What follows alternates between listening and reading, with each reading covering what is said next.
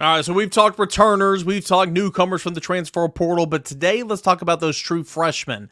Top 5 true freshmen who will have impact for Tennessee football this upcoming season. That and a whole lot more here on your Wednesday Locked On Vols. You are Locked On Vols, your daily podcast on the Tennessee Volunteers. Part of the Locked On Podcast Network, your team every day.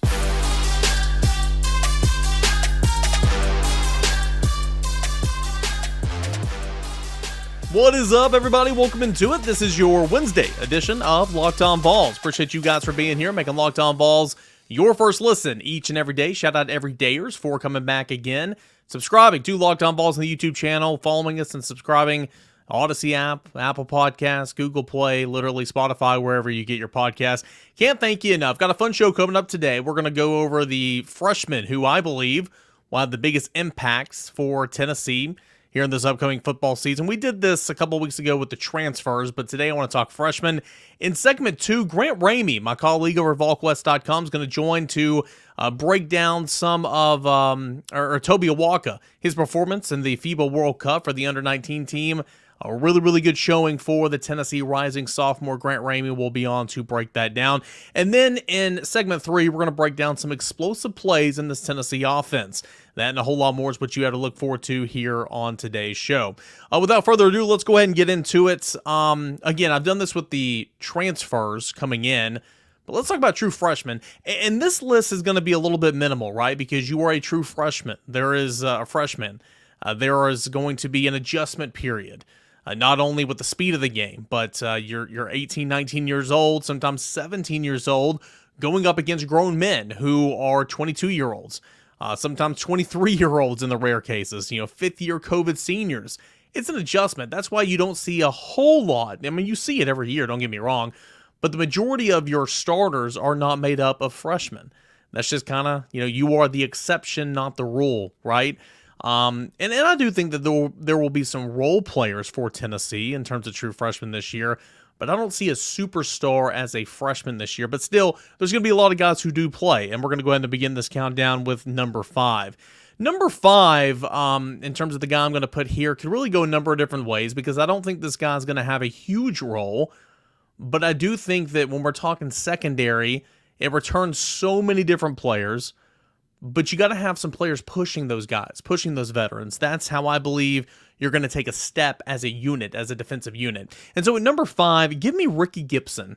All right, cornerback. Tennessee held off Georgia. Tennessee held off Arkansas for the class of 2023, commit and Ricky Gibson. And he's a guy that kind of turns some heads a little bit, raised some eyebrows over the course of spring practice. We were asking about Jordan Matthews and some of these guys, and we kept hearing Ricky Gibson. Jordan Matthews was... in terms of a prospect, he was rated higher than that of John Slaughter at safety or Ricky Gibson at cornerback or Christian Conner at cornerback. And I still think the future's bright, don't get me wrong, but we heard a lot more about Ricky Gibson and how he was adapting and playing quickly and kind of making a name for himself at spring practice. So I don't think Ricky Gibson will start a game at cornerback. Maybe he won't play any more than just a here or there in a blowout, but if I had to pick somebody from the secondary, I'll pick Ricky Gibson. And mind you, a whole lot of these freshmen will be big contributors on special teams. Ricky Gibson will play just about every special team, I would imagine. But number 5, I'll go Ricky Gibson. Number 4, give me Cam Seldon.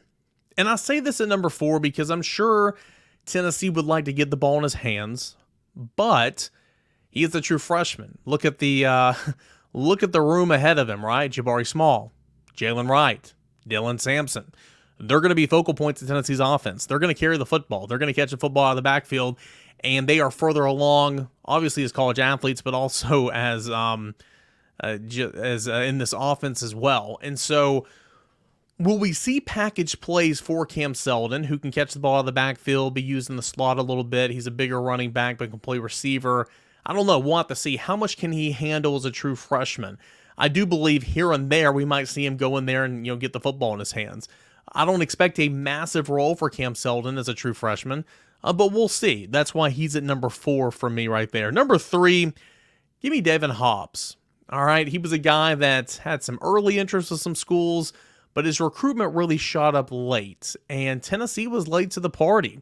And for the longest times, I thought that he was kind of, back when I used to cover recruiting a little bit more than I do now, and I would call these prospects, I would call and ask him about Tennessee and everything. And it was almost like he was holding this against Tennessee because they were so late to the party.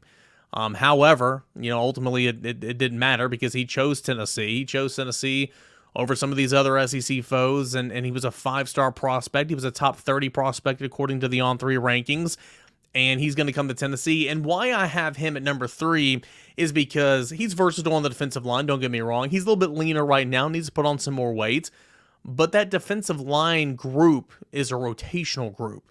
You play a whole lot of guys, and though I think he can play the 5 technique and he can line up in different spots, I believe his future, in my opinion, is on the interior. And right now, there's only 4 guys there. Now, again, I'm not saying he's going to get 20 snaps a game, but can he be a rotational piece in that Rodney Gardner group of 10 to 12? I think he can, and so that's why I have David Hobbs there at number 3. Number 2, give me Caleb Herring. True freshman, younger brother of Tennessee linebacker Elijah Herring. He was shut down in the spring due to some knee soreness. Believe he's all right and he's back and doing everything else, and the knee's feeling good, and that's good, right? But he's come in, he's put on a ton of weight. He was skinnier than a rail when he got to Tennessee. He's put on 20 to 25 pounds, I believe, maybe even 30 pounds of muscle, and he has already transitioned and acclimated to the college game very quickly. It also helps when your brother, I would assume your roommate, is Elijah Herring, and he can kind of show you the ropes and take you to the weight room and take you to the cafeteria or the student cafeteria, whatever the case is. And he's got somebody there to show him the ropes, but also he's long, he's explosive, and Tennessee plays a lot of Leos. You've got Roman Harrison, who will be the starting Leo this year. He'll play 40 to 45 snaps a game. He played 40 to 45 snaps a game last year when Byron Young was here. Can James Pierce take a step? You like to think that that's going to happen this year. Joshua Joseph's obviously got some run last year. Will he take another step? And then there's Caleb Herring. But in pass rushing situations, much like the defensive line, Tennessee will employ a couple of different Leos out there to get after the quarterback. And I think Caleb Herring, if healthy, if fully back to healthy and as he continues to acclimate and everything and make some waves of practice, I think Caleb Herring can see the field quite a bit. So Caleb Herring would be number 2 on my list of true freshmen who could see the field. And number 1, impact's the word I'm looking for. Number 1 impact freshman in 2023, I believe, for Tennessee will be linebacker Arion Carter. Arion Carter came in. He was a late add to this class, and he was a really, really big recruiting win. Tennessee won out over Alabama. And in spring practice, I was out there, and boy, he was fluid. He looked cleaner with his steps.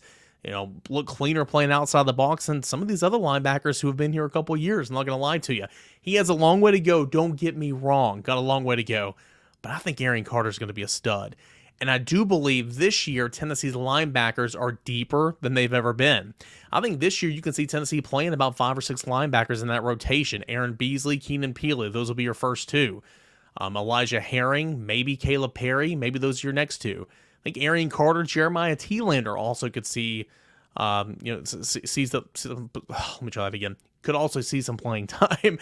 And, Pat Garland, where is he in his recovery? Of course, he's been out for a long time. First game of the season against Ball State, he got injured. If not for that injury, Pat Garland would have seen some playing time last year as well. So I think Arion Carter is going to see the field. He'll play special teams.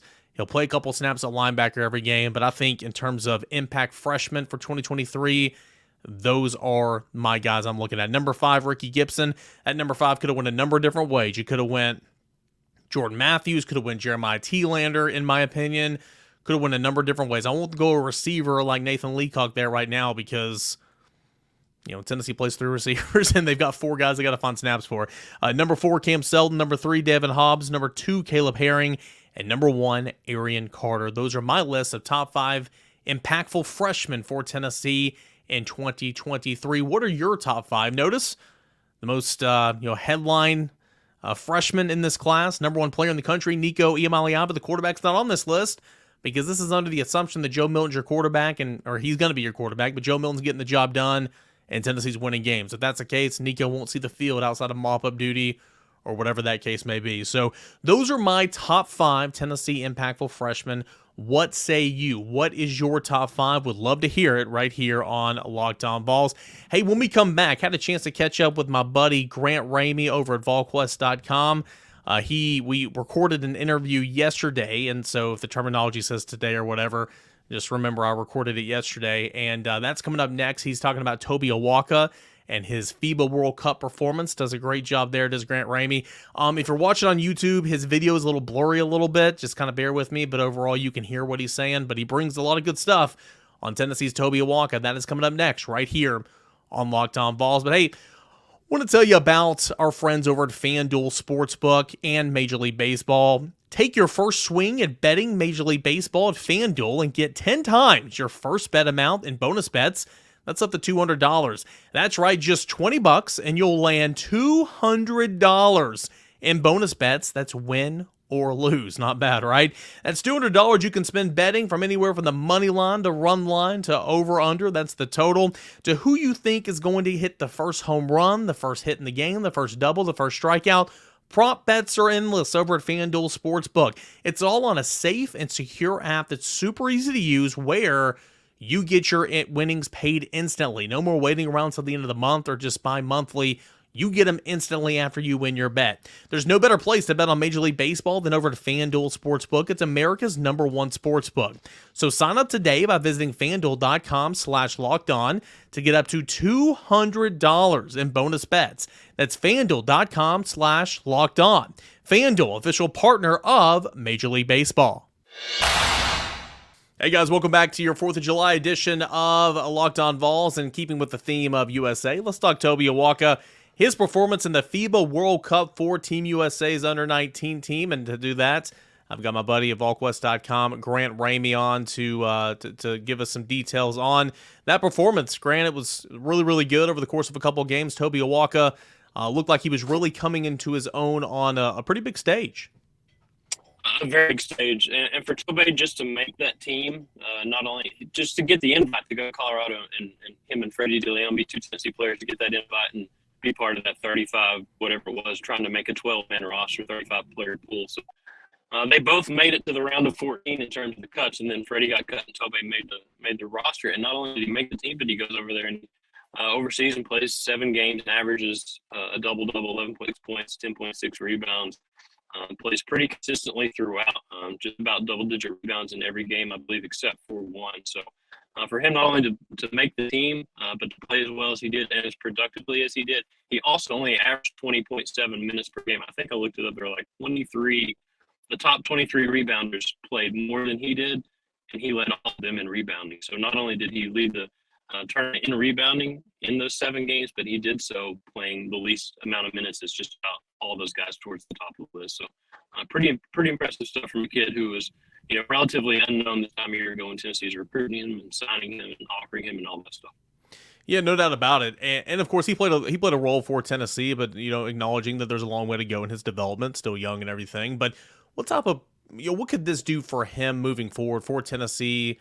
The way he's projected in that rotation for next season, for his confidence, his development, all that type of stuff. How big of an impact can this experience have on him moving forward, do you think? I think it's big. I think when you wear that Team USA jersey and you make that roster and you just to play on I don't know what Madagascar's U19 talent in terms of basketball is. It could be nothing. It could be like they're playing Eric Kane out there. But the fact that you go over there and do it and produce, and you're not just a guy that's on the roster. Like that tournament did not go the way Team USA wanted. They lost to France in the semifinal, and they lost to Turkey in the third place game. So that's not a great outcome for them. But for Tobe to go over there and not just be a guy that sits on the end of the bench, but a guy who plays, and even though he gets pretty limited minutes as a whole, he's really, really productive. I think that's huge because it's great to be on a college campus and in a college weight room. And going through the off-season stuff that all these guys go through and their work at Pratt Pavilion like they do. But it's another thing to fly overseas with this amount of talent around you and to be a big piece of that puzzle and to kind of pull your weight and to be an impressive guy, a guy that turned heads in Colorado when he was making the roster and a guy that continued to turn heads when he got overseas on the course. I think it's huge for his development moving forward. First of all, I'm a hard guy, or a glue guy, or a scrapper, whatever term you want to use, all right? What about the basketball IQ? No basketball IQ? Yeah, I'm the smartest guy. That really was me in football. I knew where everybody was supposed to be every single play, and so I would tell everybody around me what to do. That is how you get on the field. Hey, Tennessee basketball overall, a lot of new At least for Tobe Awaka, let me stay on him for a moment. Tobe Awaka, what do you see as his projection in that that lineup next year, that rotation? You bring in Chris Ledlum, of course. You say goodbye to Uroch, you say goodbye to Olivier Kumwa. You got Jonas Adu as well. What should we expect from Tobe Awaka? Of course, long way to go. You'll have preseason camp and all that type of stuff. But what should we expect for him as a sophomore? I think a big step forward. I didn't expect anything from him as a freshman. So for him to get on the floor as much as he did average a ton because he didn't play a ton. But when he got on the floor, it looked like when he got the ball, he knew what he wanted to do with it. He wasn't overwhelmed by the moment or overwhelmed by the competition or the stage that he was on. It felt like he was always pretty comfortable, and a guy that you put him out there, he's going to chase rebounds. He's going to know how to get the ball up on the rim at least when you get it down in the post to him. No, he's got some offensive game to him, and that's going to continue to develop. But Tennessee really needs consistency in the post, and they're going to need that from Jonas Adu. They're going to need that from Chris Ledlum. That's why they brought him in from Harvard. They're going to need that from Tobe Awaka. It feels like those are the three forwards that they're going to have to lean on the most as true big men in the paint. JP Estrell's a 6'11", 240, whatever they got him listed at. But I don't think they're going to use him a ton this season. At least I think that's the plan, is to not have to use him a ton. I think that's because they want to rely on Jonas. They want to rely on Tobe. And they brought Chris Ledlum in to be a guy that they can rely on down there as well. Every single year, it's almost like a brand new team, right? That's what the transfer portal has given college athletics. You got to retain your players, re-recruit your players, then, of course, add to it. So with that being said, a lot of new faces. We've mentioned a couple of them. Josiah Jordan-James coming back, Santiago Vespi coming back, Zakai Ziegler working himself back from injury, added in with all the guys coming back, and, of course, the new guys. It's a big summer for Tennessee, playing abroad, playing some exhibitions, and it'll be a big opportunity for them to try to get that chemistry worked out. It is huge, and yeah, it is. Like every offseason is like 6 new guys. You're overhauling like half your roster. And yes, it's July now, and it's a long ways from anything meaningful happening. But the kind of the early returns, I guess, so far on this new league bunch is they really like Chris Ledlum. They really like Dalton Connect, what he can bring to them as a slasher, as a guy that can play on the wing. One of those big guys. They really like Jordan Gainey with the shot making ability that he brings this team, or that they've seen so far early in for workouts. So there's going to be a ton of depth on this team. It feels like there's going to be a ton of different options and varieties that they can go with when you get Santi and Josiah Jordan-James coming back for their 5th years. And yeah, they do go to Italy in August, and they're going to have 3 exhibition games there. So that'll be interesting to see what kind of the early rotations look like and what they look like without Zakai as he continues to come back from that ACL. And then you look at November's schedule. Man, they go to Wisconsin early in November, to North Carolina later in November. They go to Maui. I think there's ESPN's way too early top 25. There's 8 teams in Maui. I think 5 of them are in the top 10 of that ESPN ranking. So that field is beyond loaded. So they're going to be tested a ton early on, and it's going to be really interesting to see kind of how all these pieces fit together. I spoke, the last thing here, since it's July 4th, kind of spoke on firework moments for Tennessee athletics this last academic year. Had a story about that at VolQuest.com coming out today as well. You also wrote a story, but yours is interesting. Give us a little teaser for what you got over at VolQuest.com today about explosiveness, fireworks, 4th of July in Tennessee football. I spent my July 4th Eve going back and looking through box scores at every touchdown of 40-plus yards during the Josh Heupel era, which is obviously just 2 seasons. But spoiler alert, there's a lot of them. There's a lot of Jalen Hyde on the list. There's a lot of Cedric Tillman on the list. There's a lot of Vanderbilt last November on the list when Tennessee it felt like scoring at an 85-yarder every time they touched the ball. So a lot of fun to go back and dig that up, because this offense is one thing to watch it and see it live, and it's in front of you and happening, and appreciate it then, but to go back and just look at the gaudy numbers they put up, it's explosive is certainly the word. All right, guys, welcome back to your Wednesday edition of Locked On Vols. Appreciate you guys being here today. We talked impactful freshmen in segment 1. I gave you my top 5. Would love to hear who you believe are going to be the freshmen, the top 5. That'll make an impact for Tennessee this fall on the gridiron. Segment 2, Grant Ramey talked a little Tobe Awaka, and some good stuff there. And continuing on with this Grant Ramey theme, if you will, yesterday on the site, we kind of teased it there in segment 2. He put out a really interesting article talking about explosive plays in this offense under Josh Heupel. And in 2 seasons, you will be so surprised at how many touchdowns were scored at 40 yards or more. He's got it all at VolQuest.com. I encourage you to go check it out. But I'm gonna nitpick some of the highlights here And we're going to discuss because it truly is amazing. One of the trademarks of Josh Heupel's offense, of course, is explosive plays. Explosive plays. I remember in 2021, or in 2020, excuse me, the last year under Jeremy Pruitt's, here at Tennessee, I want to say Tennessee tallied only like 3 or 4 offensive plays of 20 yards or more, which is just not good, right? I have to go back and double check that, but it was some just absurd number, a small amount of number of plays over 20 yards or more. And we're talking about touchdowns scored of 40 yards or more. How many exactly? Well, Grant, in his diggings and digging through box scores and everything, in 26 games as Tennessee's head coach, Tennessee's offense has scored 31 touchdowns of 40 yards or more. 31 touchdowns of 40 yards or more, okay? There were 2 other touchdowns on special teams and 2 other touchdowns on defense. So 35 total touchdowns coming of 40 yards or more. 2 pick sixes and 2 special teams touchdowns, one of which was I remember off the top of my head, I remember the special team scores. You had D. Williams, who had a punt return for a touchdown at Vanderbilt, and you had Velus Jones, who I believe had a punt return for a touchdown and got close for a kick return, but I believe he took a punt return for a touchdown back in 2021 against South Alabama, and that was neat because I remember he's a Mobile kid who went to Southern Cal and finished his career at Tennessee, played South Alabama in the month of November. I guess that had to be homecoming, and he had himself a game. But anyway, 35 total touchdowns of 40 yards or more.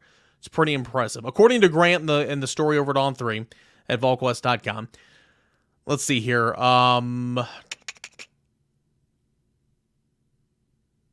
6 of the 35 touchdowns covering 40 yards or more were run plays, while 25 were pass plays. Jalen Hyatt accounted for 8 of those said touchdowns. Cedric Tillman accounted for 5 of those touchdowns. That's not bad. That's not bad whatsoever. Grant goes on to list that, let's see here.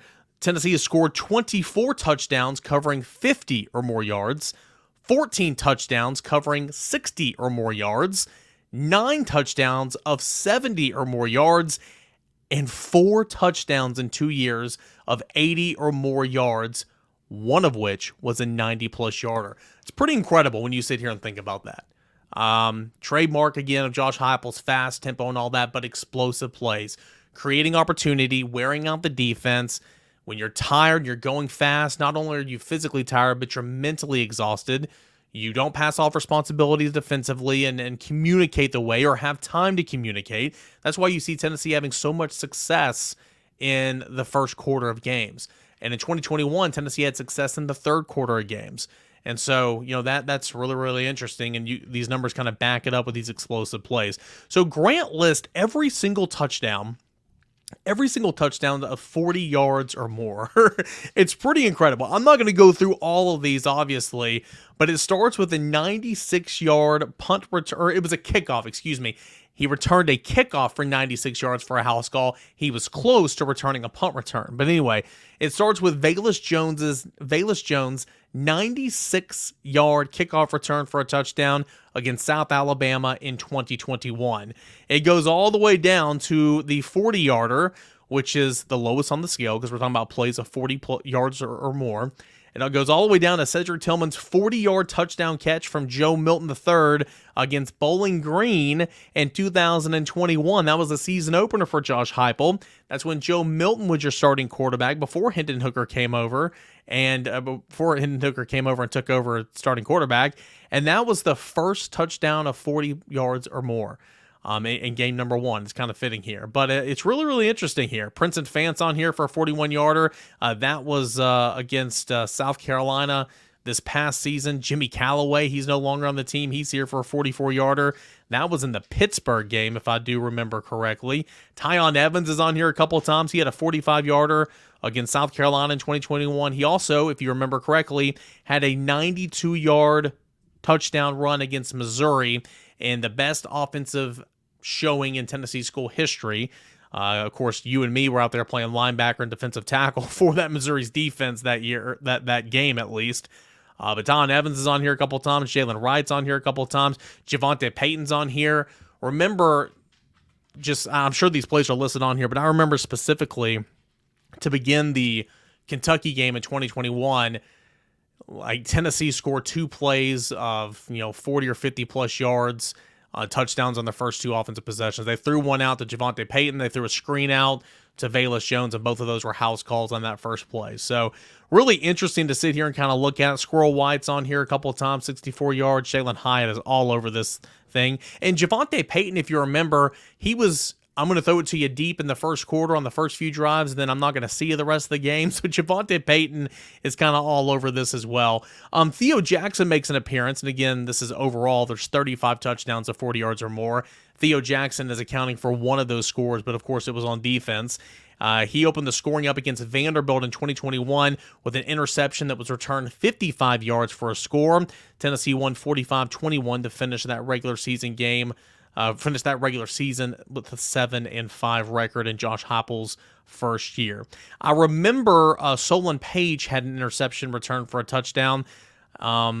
That was against Tennessee Tech in 2021, but I don't believe that was 40 yards. So that probably does not register on this list that we're talking about right now. So nonetheless, pretty incredible stuff. And Grant, good grief, bless him, right? He goes all the way back, checks all the box scores from each of the last 2 years. I know it's only 2 years, but he tracks it. Again, I'm going to say this again. 35 total plays of touchdown plays of 40 or more yards, 31 on the offensive end, okay? And then Tennessee scored 24 touchdowns that span 50 yards, 14 touchdowns that span 60 yards, 9 touchdowns that span 70 yards, 4 touchdowns that spanned 80 yards, and 1 of 90 yards. Not bad at all. And again, Grant kind of teased it in that little interview we did, that little hit we did in segment number 2. So I thought I'd dive into it and kind of bring out some of those highlights. But you can go check out the full story, all the notes, every single touchdown, every single explosive play touchdown of 40 yards or more over at volquest.com. Hoping that we continue to see more of that in 2023. And I don't think it's going to slow down whatsoever with Joe Milton, who can throw it out of throw it 80-plus yards down the football field. And, of course, you got Ramel Keaton, who those two have great chemistry. You've got Brew McCoy, who is my candidate to be the breakout star for Tennessee in terms of the receiver position. Dante Thornton, who's long, explosive, fast, coming out of the slot. And, of course, you got Squirrel White as well. So I would expect that trend to continue on in 2023. So great stuff there from Grant Ramey. Really, this entire show, I'm just riding his curtail here on a Wednesday, Locked On Vols. We'll come back tomorrow. We'll get into some more previewing of the 2023 season. We'll do more top fives. I think that's really, really fun. But let me know your top 5 freshmen for the 2023 season. Which one of those freshmen will have the most impact for Tennessee's football season? I gave you mine. I want to hear yours at _Caner and at Locked On Vols. Guys, I appreciate it as always. Thank you so much for tuning in to this Wednesday edition of Locked On Vols. Subscribe to Locked On Vols on the YouTube channel, wherever you get your podcast. And everydayers, we'll see you back here tomorrow. This is Locked On Vols.